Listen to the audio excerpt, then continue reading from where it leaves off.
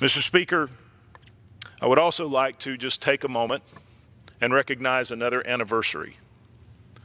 6 months ago today, on a baseball field just a few miles from here, I and several of my colleagues found ourselves in a combat zone of our own. It doesn't seem like it's been 6 whole months since a crazed gunman walked onto our field and started shooting at us. But the reason I want to bring that up today is because every person on that field that day that was shot at is still in this house today and still walking around in Washington, D.C. By the grace of God, we were protected during that time, and I just want to thank everyone whose prayers and support and those who responded to that event to come out and save the lives of many of us.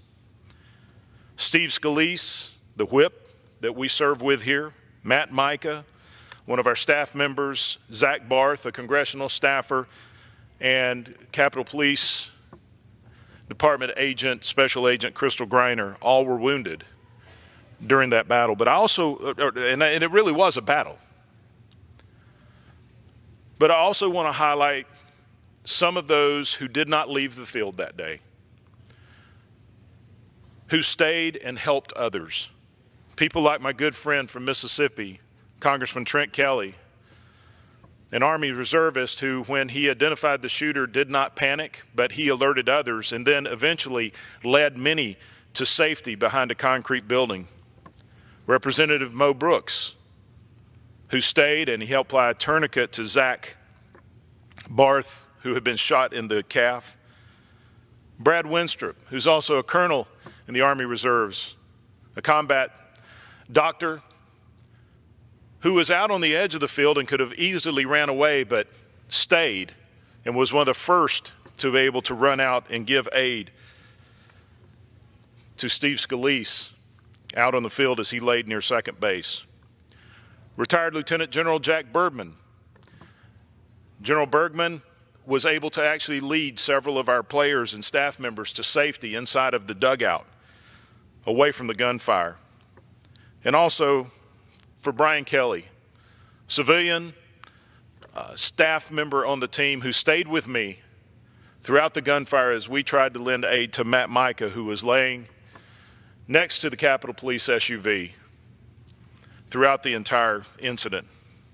And finally, as my thanks goes out to Special Agent David Bailey, who I personally watched on numerous occasions put his own life in danger as he would move out into the line of fire to draw fire away from myself and Brian Kelly,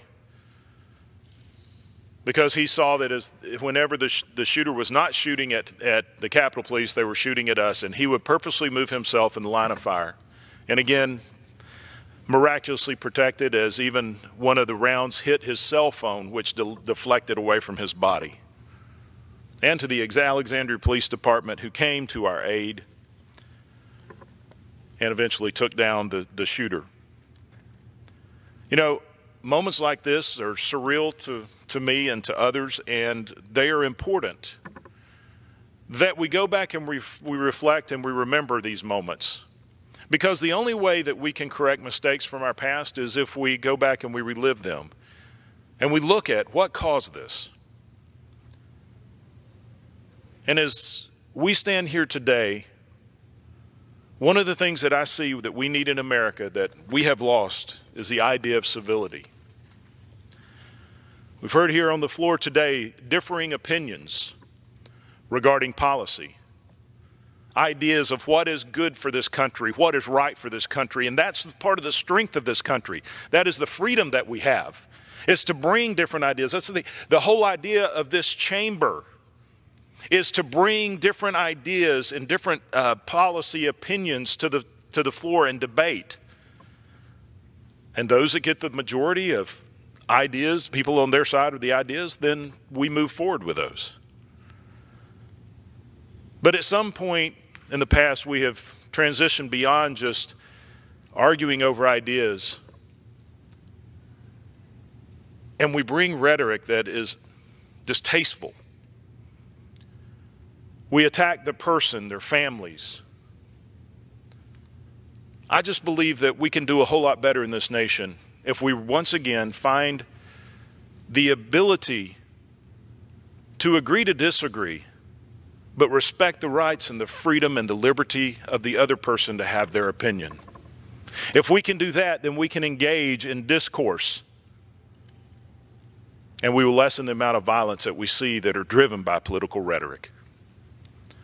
That would be the message that I would pass off to America on the anniversary of this shooting, because that's the idea that people like John Yates lived their lives for, that fought the battles they fought for, was for the freedom that we have in this nation to continue to exist.